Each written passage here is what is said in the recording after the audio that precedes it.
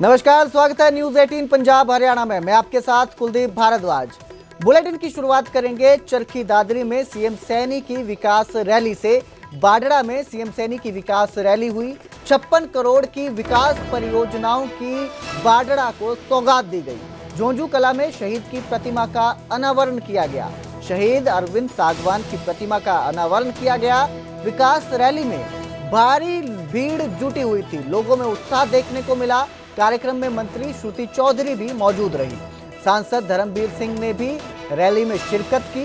CM Saini ने विकास को बताया सरकार की प्राथमिकता। तो सीएम सैनी रैली में पहुंचे थे। इस रैली का विकास रैली थी सीएम सैनी की। तो सीएम सैनी ने विकास को सरकार की प्राथमिकता बताया। इसके साथ ही जो 56 करोड़ की विकास परियोजनाओं की सौगात दी गई।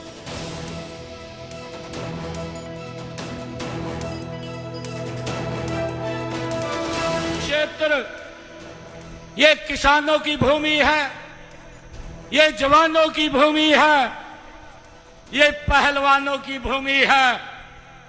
आप सबके बीच में आकर के आज मुझे बड़ा गौरव और गर्व अनुभव हो रहा है। मैं इस वीर भूमि को नमन करता हूं। साथ ही ऐसे वीरों को जन्म देने वाली माताओं को भी मैं हाथ जोड़ करके प्रणाम करता हूं। मेरा परम सौभाग्य है कि आज मुझे इस धरा पर, इस क्षेत्र के, इस भूमि के हमारे वीर सपूत अमर शहीद अरविंद सागवान जी की प्रतिमा का भी अनावरण करने का अवसर मिला है। मैं आपको विश्वास दिलाता हूं कि बाडड़ा क्षेत्र के उज्जवल भविष्य के लिए, यहां के विकास के लिए ये हमारी सरकार कोई कोर कसर नहीं छोड़ेगी। इसको तेजी से आगे बढ़ाने का, 3 गुना गति से आगे बढ़ाने का आदरणीय नरेंद्र मोदी जी के नेतृत्व में हम काम करेंगे। आज मुझे खुशी है कि बाडड़ा के विकास के लिए आज हमने यहां पर लगभग 68 करोड़ रुपए की लागत की 19 परियोजनाओं के उद्घाटन और शिलान्यास यहां पर किए हैं। 26 और 27 तारीख को हमारे बच्चे सीटी का पेपर वो देने के लिए जाएंगे। हमने पूरी व्यवस्था हरियाणा सरकार की तरफ से वो की है। मैं आप लोगों से अपील करना चाहूंगा कि हम अन्यथा बाहर ना निकले, क्योंकि सीटी का पेपर देने के लिए सड़कों के ऊपर बड़ा रश होगा। कहीं जाम में कोई बच्चा ना फंसे ताकि अपने एग्जाम से लेट हो जाए, और उसको लेकर के हमने बसों की व्यवस्था की है ताकि बच्चों को उनके गांव से लेकर के सेंटर तक ले जाया जा सके। और हमने ये भी निर्णय किया है कि अगर हमारी बेटी कोई सीटी का पेपर देने के लिए जा रही है तो उसके लिए परिवार का एक सदस्य भी हरियाणा रोडवेज की बस में मुफ्त में यात्रा कर सकेगा। और अब बात सीटी एग्जाम के एडमिट कार्ड की, जिसको लेकर हाईकोर्ट में सुनवाई हुई। हरियाणा कर्मचारी चयन आयोग से जवाब मांगा गया। कोर्ट ने आयोग से डिटेल एफिडेविट मांगा है। एफिडेविट में एडमिट कार्ड न मिलने के कारण पूछा गया है। आयोग को कल तक एफिडेविट दाखिल करना होगा, इसके निर्देश दिए गए हैं। अभ्यर्थियों ने एडमिट कार्ड नहीं मिलने पर हाई कोर्ट में याचिका दर्ज करवाई थी। याचिकाकर्ताओं ने परीक्षा में शामिल होने की मांग की थी। सीईटी की परीक्षा 26 और 27 जुलाई को होनी है, लेकिन अभी भी कई अभ्यर्थियों को एडमिट कार्ड नहीं मिले हैं, जिसको लेकर उन्होंने हाई कोर्ट में याचिका दर्ज करवाई थी। कोर्ट कल फिर से इस मामले में सुनवाई करेगा। सीटी एग्जाम से ठीक पहले पंजाब और हरियाणा हाई कोर्ट में 21,000 अभ्यर्थियों को एडमिट कार्ड न मिलने को लेकर एक याचिका दर्ज की गई है, और हाई कोर्ट ने स्टाफ सिलेक्शन कमीशन को इस मामले में एफिडेविट दायर करके जो सारी जानकारी है देने के लिए कहा है। इस मामले की अगली सुनवाई 25 जुलाई यानी कि कल होगी। ऐसे मामले जो हैं लगभग 21,000 हैं। अराउंड 21,000 ऐसे कैंडिडेट्स हैं जिनको इन्होंने एडमिट कार्ड्स नहीं दिए हैं किसी न किसी कारण से। उनमें से काफ़ी लोग जो है कोर्ट पहुंचे हैं। उन्होंने कोर्ट से मांग की है कि हम भी 26 और 27 को होने वाले सीईटी के अंदर पार्टिसिपेट करना चाहते हैं और हम एग्ज़ाम देना चाहते हैं, कृपया करके हमको एग्ज़ाम देने की परमिशन दी जाए। तो क्या रहा सर सुनवाई के दौरान आपके द्वारा पिटीशन पे कोर्ट ने क्या ऑर्डर किया? HSSC को कोर्ट ने डिटेल्ड एफिडेविट फाइल करने के लिए कहा है, अपने तथ्य प्रस्तुत करने के लिए कहा है कि हम लोगों को जो है क्यों रोका गया है, और उसके बाद कोर्ट इस मामले पर फैसला करेगी। तो उधर हिसार में पुलिसकर्मियों पर एफआईआर का विरोध तेज हो गया है। एफआईआर के विरोध में संगठनों ने खूब प्रदर्शन किया। रिटायर्ड पुलिसकर्मी एसोसिएशन ने यह प्रदर्शन किया। पूरे हरियाणा से कर्मचारी संगठन हिसार में जुटे हुए हैं। क्रांतिमान पार्क से लघु सचिवालय तक मार्च निकाला गया। प्रदर्शनकारियों ने सीएम और राज्यपाल के नाम ज्ञापन सौंपा है। एफआईआर रद्द करने की मांग को लेकर विरोध जारी है। बता दें ये सारा जो विवाद है ये हिसार डीजे विवाद से जुड़ा हुआ है, जहां पर डीजे बंद करवाने पहुंची पुलिस के साथ युवकों की बहसबाजी हुई। युवकों ने पुलिस पर हमला किया, जिसके बाद और इसमें एक युवक की मौत हो गई थी। इस खबर पर ज्यादा जानकारी के लिए मेरे सहयोगी संदीप सैनी मेरे साथ जुड़े हैं। संदीप, ये जो मामला है लगातार तूल पकड़ता जा रहा है और अब इस एफआईआर के विरोध में संगठन उतरे हैं। इस मामले में क्या जानकारी, कब तक ये खत्म हो सकता है?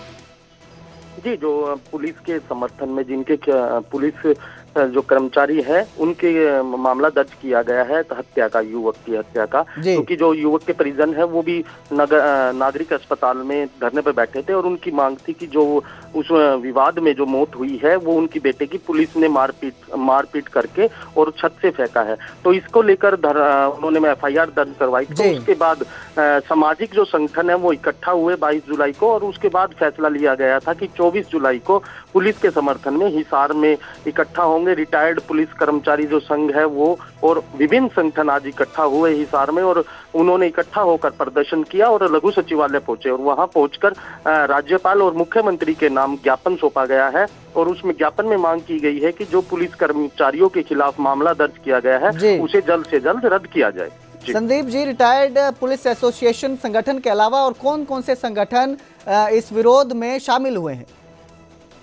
जी, किसान संगठन है, सर्व कर्मचारी संघ है और अन्य जो पार्टियों के नेता हैं वो भी इस प्रदर्शन में शामिल हुए हैं, और काफी संख्या में लोग यहाँ पहुंचे थे। हिसार से अलावा अन्य जगह से भी आज लोग यहाँ पहुंचे थे। और इसमें एक बात, जो महिलाएं हैं, जो स्थानीय महिलाएं हैं, वो भी काफी संख्या महिलाओं की थी आज प्रदर्शन के दौरान। बहुत बहुत शुक्रिया इस तमाम जानकारी के लिए संदीप।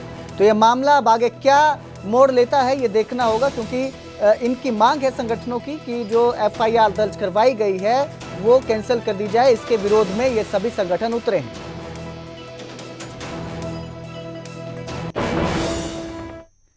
तो वहीं गैंगस्टर मामलों पर सुप्रीम कोर्ट चिंतित है। दिल्ली एनसीआर में गैंगस्टर मामलों पर सुप्रीम कोर्ट ने चिंता जताई। आम लोगों में कानून व्यवस्था का डर खत्म हुआ है। ये कोर्ट ने कहा है गैंगस्टरों से समाज को छुटकारा पाना जरूरी है, इनसे कोई भी सहानुभूति नहीं होनी चाहिए। फरीदाबाद, गाजियाबाद, गुरुग्राम में अपराध की स्थिति खराब है, ये सुप्रीम कोर्ट ने कहा है। ट्रायल में देरी से प्रभावित होते हैं, जो गवाह हैं वो भी प्रभावित होते हैं। जमानत याचिका पर 55 आपराधिक केस दर्ज है। एनसीटी दिल्ली में 288 गैंगस्टर केस अब भी लंबित है। 180 मामलों में अब तक आरोप तय नहीं हुए हैं। फास्ट ट्रैक अदालतें बनाने की जरूरत पर सुप्रीम कोर्ट ने जोर दिया। केंद्र और दिल्ली सरकार मिलकर व्यवस्था सुधारे, ये भी सुप्रीम कोर्ट का कहना है। 4 सप्ताह बाद इस पूरे मामले में दोबारा सुनवाई होगी। इस खबर पर ज्यादा जानकारी देंगे मेरे सहयोगी शंकर आनंद। शंकर, क्या अपडेट, ये जो चिंता जताई है गैंगस्टरों को लेकर सुप्रीम कोर्ट ने, इस पर? देखिए, जिस तरह से आज सुप्रीम कोर्ट में एक बेहद ही महत्वपूर्ण सुनवाई हुई है, और खास तौर पर दिल्ली और एनसीआर में जिस तरह से गैंगस्टर का नेटवर्क बढ़ रहा है और गैंगस्टर के द्वारा जो ये कहा जा सकता है कि कार्रवाई की जा रही है, इन तमाम मामलों पर आज सुप्रीम कोर्ट में जिस तरह से आज एक कई महत्वपूर्ण टिप्पणी की है, और कोर्ट के द्वारा जिस तरह से बताया गया कि ऐसे गैंगस्टर्स के लिए कोई भी सहानुभूति नहीं होनी चाहिए और समाज को इससे छुटकारा पाना होगा। ये जो टिप्पणी है बेहद महत्वपूर्ण है, क्योंकि इससे साफ तौर पर दिखता है कि जो कानून व्यवस्था है कितनी मजबूत होनी चाहिए। जिस तरह से इस मामले पे जस्टिस सूर्यकांत और जस्टिस बागची के द्वारा इस मामले में सुनवाई हो रही थी और तमाम मामलों को सुनने के दौरान में यहाँ तक कि जस्टिस बागची ने यहाँ तक कहा कि आप आम लोगों का जो कानून में विश्वास कम होता जा रहा है और जिस तरह से दिल्ली एनसीआर के बाहर फरीदाबाद, गुरुग्राम, गाजियाबाद में स्थिति बिगड़ती जा रही है और जिस तरह से कहा जा सकता है कि गैंगस्टर का नेटवर्क बढ़ रहा है तो एनसीआर के क्षेत्र में अपराध की स्थिति बेहद चिंताजनक है। और इन तमाम मामलों की गंभीरता को देखते हुए एनआईए के कई मामलों का जिक्र भी किया गया और जिस तरह से कहा गया है कि इस मामले को जल्द से जल्द निपटारा के लिए फास्ट ट्रैक कोर्ट होना चाहिए। इसके साथ साथ किस तरह से जुडिशरी में भी एक नए बदलाव की जरूरत है, इन तमाम मामलों के बारे में जिक्र किया गया। एनसीडी में जिस तरह से एनसीआर में जिस तरह से तकरीबन 288 से ज्यादा मुकदमे लंबित हैं और 180 से ज्यादा मामले अभी तक आरोप तय नहीं हो पाए हैं, तो कोर्ट के द्वारा ये भी कहा गया है कि चाहे वो ट्रायल कोर्ट हो, हाई कोर्ट हो, वहां पर ज्यादा से ज्यादा इस ऐसे मामलों पर तत्काल प्रभाव से सुनवाई करके ऐसे मामलों का निपटारा करना भी जरूरी है। एक तरह से कहा जा सकता है कि आज गैंगस्टर और उससे जुड़े हुए मामले पर आज ये बेहद महत्वपूर्ण आज कोर्ट की टिप्पणी देखने को मिला है और इस मामले में न्यायालय के द्वारा कई सुझाव और निर्देश भी दिए गए हैं, जिसमें कि सबसे महत्वपूर्ण है फास्ट ट्रैक, इसके साथ साथ अतिरिक्त न्याय अधिकारियों की नियुक्ति। इस तरह से कई ऐसे उचित सलाह भी दिए गए हैं। अब देखना लाजमी होगा कि इस मामले पर जब 4 सप्ताह के बाद अगली सुनवाई होगी तो किस तरह से तमाम दलीलों को आगे रखा जाएगा और कोर्ट इस मामले को लेकर किस तरह से आगे की सुनवाई का दायरा बढ़ाने वाली है। जी बहुत बहुत शुक्रिया शंकर आनंद इस पूरी जानकारी के लिए। अब देखना यह है कि निर्देश तो सुप्रीम कोर्ट ने दिए हैं, लेकिन जमीनी तौर पर इसका असर की गली नंबर 3 में जल जमाव, सीवर की दुर्गंध से बीमारी फैलने का खतरा बना हुआ है। बार बार शिकायत के बावजूद समाधान नहीं हुआ तो लोगों का गुस्सा फूट पड़ा। स्थानीय लोगों ने स्थायी समाधान की मांग की। सोमवार तक समाधान नहीं तो ताला जड़ने की चेतावनी दी। पार्षद मिंटू पहलवान भी इसकी शिकायत कर चुके हैं। विभाग की लापरवाही से लोग अब आगे आकर प्रदर्शन करने के लिए मजबूर हो सकते हैं।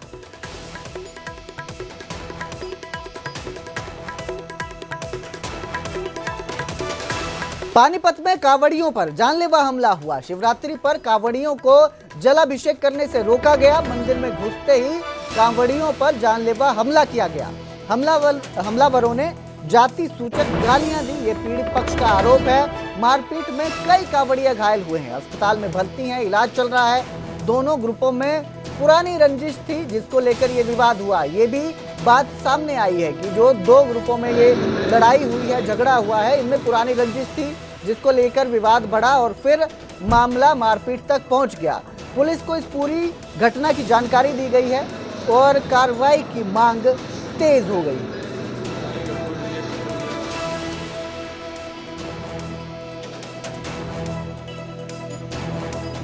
जरा हमारे द्वार गए थे तो आते हुए रास्ते में उन्होंने पहले झगड़ा किया हमारे साथ।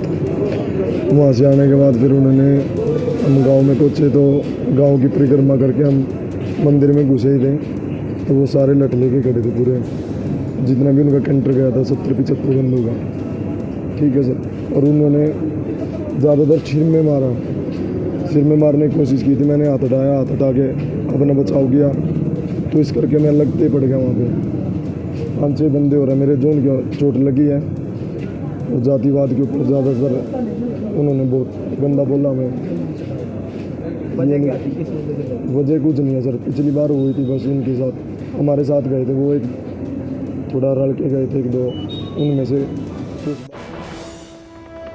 और अब बात करेंगे भारतीय कबड्डी टीम के पूर्व कप्तान और अर्जुन अवॉर्डी दीपक हुड्डा की, जो बाल बचे हैं। दीपक हुड्डा गंगा में बह गए, पुलिस ने बचाया। हरिद्वार में यह हादसा हुआ। अर्जुन अवॉर्डी जो दीपक हुड्डा है वो बाल बचे हैं, गंगा में बह गए थे। इस दौरान वहां पर उत्तराखंड पुलिस मुस्तैद थी जिन्होंने तुरंत उनका रेस्क्यू किया। शिवरात्रि पर गंगा स्नान के समय यह बड़ा हादसा हुआ। सोशल मीडिया पर रेस्क्यू करने का एक वीडियो भी वायरल हो रहा है जिसमें दीपक हुड्डा को पुलिसकर्मी बचाते नजर आ रहे हैं। दीपक हुड्डा ने भगवान और पुलिस का धन्यवाद किया है। गंगा के तेज बहाव में दीपक हुड्डा फिसल गए थे। हरिद्वार में परिजनों के साथ दीपक हुड्डा गए थे। उत्तराखंड पुलिस मुस्तैद थी जिनकी वजह से ये बड़ा हादसा टल गया। वीडियो में चमत्कारी तरीके से बचाव दिखा, जिसमें दिखा कि किस तरह के पुलिस के जो जवान हैं उन्होंने बहते हुए दीपक हुड्डा को गंगा में जो बह गए थे फिसलने की वजह से उनको रेस्क्यू किया है। तो वहाँ पे मेरा पैर फिसल गया था और हादसा तो किसी के साथ भी हो सकता है। मैं तो आप सभी की ये दुआएं, भगवान का आशीर्वाद रहा, भोले बाबा का और माँ गंगा मैया का, कि आप सबके बीच में सुरक्षित हूँ। और धन्यवाद करना चाहूँगा उत्तराखंड पुलिस का। तो क्या बोलते हैं, दूसरा ही वो था पुल के साथ वाला। बहाव काफ़ी तेज़ है क्योंकि सावन का महीना और बारिश काफ़ी तेज़ हो रही है। तो जो अपने बेल के वो बनाए होते हैं उसके अंदर की तरफ डुबकी लगा रहा था। तो ये सवेरे सवेरे की है। हाँ जी। बॉलीवुड एक्ट्रेस और सांसद कंगना रनौत ने गृह मंत्री अमित शाह से मुलाकात की। कंगना रनौत ने दिल्ली में अमित शाह से ये मुलाकात की। गृह मंत्री के समक्ष मंडी में प्राकृतिक आपदा का मुद्दा उठाया। बता दें आपको कि कंगना रनौत हिमाचल के मंडी से सांसद है, जहां पर मानसून में भारी बारिश के चलते प्राकृतिक कहर देखने को मिला। कई जगह बादल फटने की घटनाएं सामने आई, जिसका मुद्दा उन्होंने अमित शाह के सामने उठाया। अमित शाह ने हर संभव मदद का आश्वासन दिया है, ऐसा कंगना रनौत का कहना है। तो इन्होंने मुलाकात की अमित शाह से और इस मुद्दे को उठाया, जिस तरह की जो हानि हुई है हिमाचल में, मंडी जिले में जिस तरह की प्राकृतिक आपदा देखने को मिली, उसका मुद्दा अमित शाह के समक्ष उठाया गया। और अमित शाह गृह मंत्री ने जो है हर संभव मदद का आश्वासन दिया है।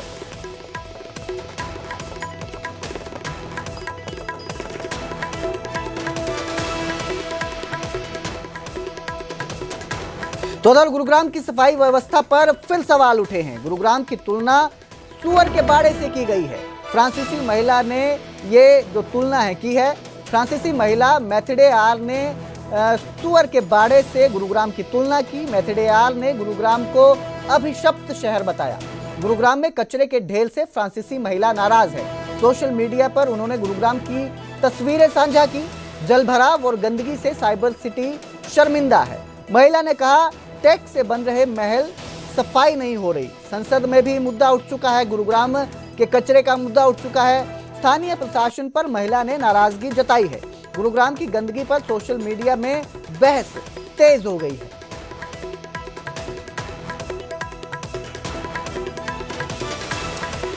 मैथिडे आर ने सोशल नेटवर्किंग साइट एक्स पर लिखा कि जो एक शानदार, आधुनिक, शांत शहर हो सकता था, वो बड़े कूड़े के ढेर में तब्दील हो गया है।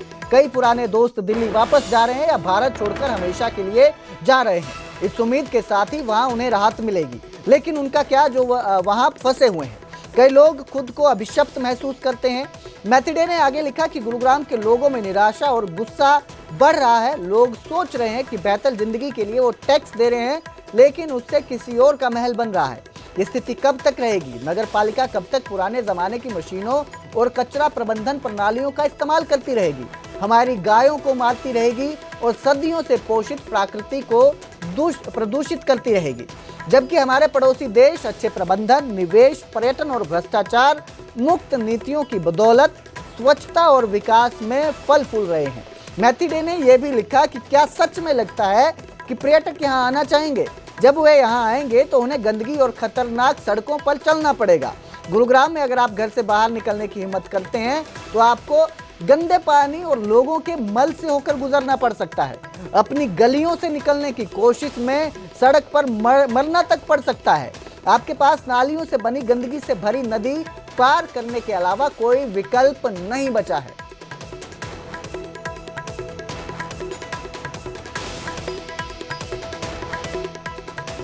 तो उधर झज्जर के प्राथमिक स्कूल में बरसाती पानी भर गया है। स्कूल के कमरों में 2 फुट तक पानी भर गया है। मासूम बच्चे घुटनों पानी में स्कूल पहुंचे। डेस्क और फर्नीचर तक पानी में डूबे दिखे। बच्चों को आंगनबाड़ी भवन में शिफ्ट किया गया। हालात इतने खराब हो चुके हैं, बदतर हो चुके हैं कि बच्चों को स्कूल से शिफ्ट कर दिया गया। स्कूल भवन जर्जर और कंडम हालत में पहुंच गया है। शिक्षिका विजया देवी ने समस्या पर चिंता जताई। बच्चों ने सरकार से नई बिल्डिंग की मांग की है। आप तस्वीरें देख सकते हैं, जहां भी आप देखेंगे वहां पर आपको पानी ही नजर आएगा।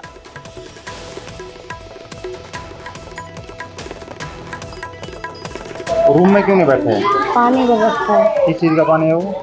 बारिश का। अच्छा। तो यहाँ सभी ने इकट्ठा बैठना पड़ा फिर? कौन कौन सी क्लास है यहाँ पे? 4, 3 और 5। अच्छा, पानी में किस चीज़ का पानी है? बारिश। अच्छा, तो इसलिए यहाँ बैठना पड़ रहा है। फिर अधिक वो कोई टीचर नहीं आया? आए थे तो पानी नहीं निकालने के लिए बोला? बोला है पानी निकाल रहे हैं? सर ये बारिश का पानी आता है हर बार? हाँ जी, जो बारिश होती है कुछ ही कमरों में जैसे तो तो इससे आता है। तो कई बार कितनी बार हो चुकी है समस्या? ये 2-3 बार। जब भी बारिश आती है जब भी होता है? जैसे कम बारिश आ गई तो कोई प्रॉब्लम नहीं होती, ज्यादा बारिश आती है तब होता है। अच्छा, तो उच्च अधिकारी को अवगत नहीं कराया? करवा रखा है। अच्छा, तो यहाँ एक ही छत के नीचे कितनी क्लासें बैठी हैं? ये तो सर तो उधर कुरुक्षेत्र में सावन अमावस्या पर श्रद्धालुओं की भारी भीड़ दिखाई दी। श्रद्धालुओं ने ब्रह्म सरोवर में स्नान किया, ब्रह्म सरोवर में पिंड दान कर पितरों को याद किया।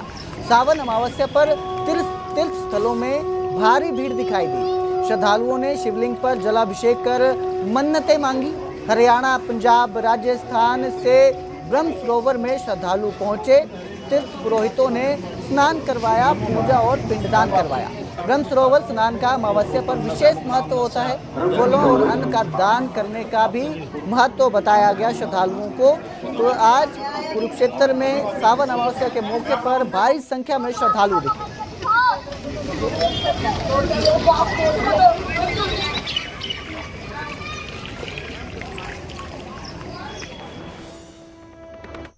फिलहाल इस बुलेटिन में इतना ही। मुझे दीजिए इजाजत। देखते रहिए न्यूज़ 18 पंजाब हरियाणा। दरबार साहब